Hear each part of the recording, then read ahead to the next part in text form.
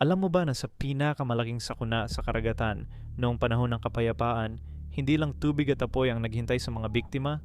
Disyembre 20, 1987, ang MV Donna Paz ay naglalayag sa Tablas Strait nang mabangga ng isang oil tanker. Mahigit 4,000 tao ang namatay, mas marami pa sa Titanic. Pero hindi iyon ang pinaka nakakatakot na bahagi. Ang mga nakaligtas, ilang tao lang, ay ibinuking ang kanilang mga naranasan nang hiwalay sa isa't isa.